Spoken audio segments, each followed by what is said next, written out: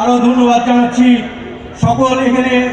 সবাই এখানে উপস্থিত হয়েছেন, অনেক সিনিয়র নেতৃবৃন্দ, তাদেরকে আমি আন্তরিকভাবে ধন্যবাদ জানাচ্ছি। সংগ্রামী সাথী বন্ধুরা, আমি বলতে চাই রাজশাহী কলেজ ছাত্রদল সংগঠন একটি গুরুত্বপূর্ণ সংগঠন। বাংলাদেশ জাতীয়তাবাদী ছাত্রদল মহানগরে অত্যন্ত ভূমিকা পালন করে আসছে বিগত দিন থেকে এবং এখনো পালন করছে।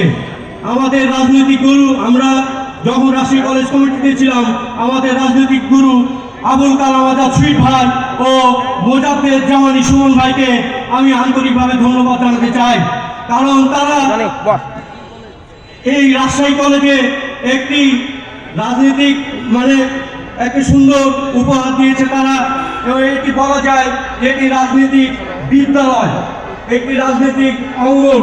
এখান থেকে আমরা রাজনীতি অনেক কিছু শেখাচ্ছিল এবং তাদের কাছ থেকে আমরা সেটা শিক্ষা পেয়েছি।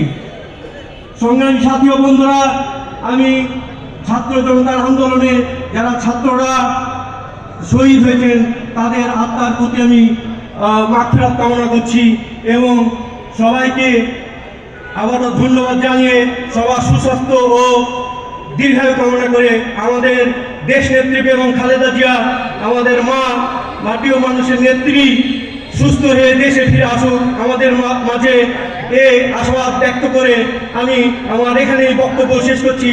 বাংলাদেশ জাতীয়তাবাদী ছাত্রদল জিন্দাবাদ। জনাব তারেক রহমান ভাইস চেয়ারম্যান, আগামী দিনের রাষ্ট্রনায়ক জিন্দাবাদ। বেগম খালেদা জিয়া জিন্দাবাদ। শহীদ রাষ্ট্রপতি জিয়াউর রহমান অমর হোক, অমর হোক, অমর হোক। আসসালামু আলাইকুম।